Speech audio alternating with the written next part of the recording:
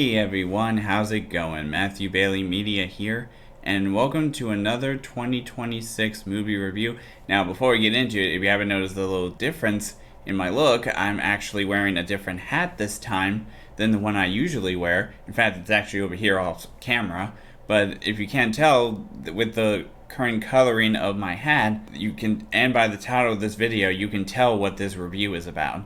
And that is, of course, my review of Young Washington. That's right, Young Washington is a film by Angel Studios, which I believe, if I'm not mistaken, Angel Studios has made like some of the craziest films I've seen that I've really enjoyed. Movies like, one movie in particular that I reviewed a long time ago was the movie Sound of Freedom.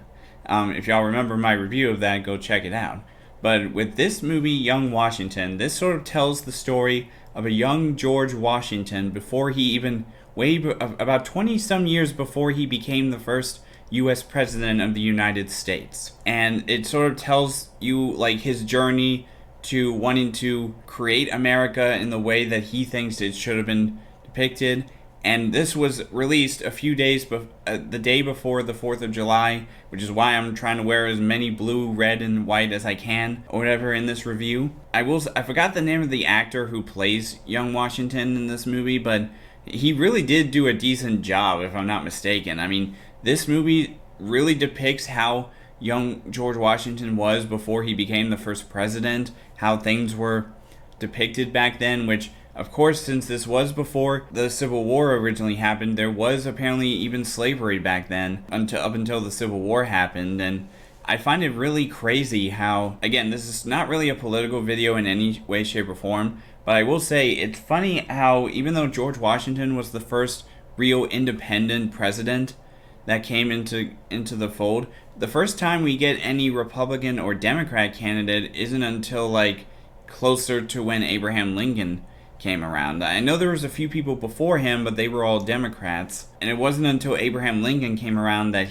we ended the slavery stuff and everything was doing much better after that. When it comes to things like George Washington and what life was like when he was younger, again, it's crazy. Slavery was a thing way back when even before he became the first president. You had all these other characters, and it's funny because it turns out he actually did originate from here in Virginia, and they were known as the Virginia Company in a way, which I guess makes sense because when you think about it, they originally originated from the United Kingdom, and not to mention in the 1600s, which is over 100 years before this happened, that's when Jamestown was formed, and I thought that was pretty interesting. But with this movie, I really do like these sort of historical movies that actually depict what people were like back then and how society was run. And again, they didn't have things that like we do. Like they didn't have things like computers to be able to type stuff on. They didn't have things like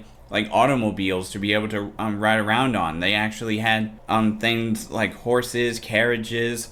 Their guns were way older than what we have now, and things have just evolved in the 250 years since America was first founded. And I love that they've released this movie on the 250th birthday of the 4th of July. Now, this is video is recorded after the 4th of July, so I apologize for being late on that, but unfortunately I was working or whatever during the 4th of July weekend, so that kind of sucked. But with this movie, I really did appreciate how much history they covered with young Washington and his life, and I feel like this was not a perfect film, but it's still a really dang good film. So for now, let me give you my rating of the movie. So for my rating of Young Washington, like I said, it's a really great historical movie. Now, I know a lot of people apparently on Letterboxd, the average rating is much lower than what I'm giving it, which I find interesting. But for me, I'm going to give this movie a 4.5 out of 5. That's right, 4.5 out of 5. Really great film. I severely hope y'all check it out because it really does sort of depict what life was like back then before the first president of the United States was ever elected. So for now, that's all for now in this video, and I will see all of you guys in the next video.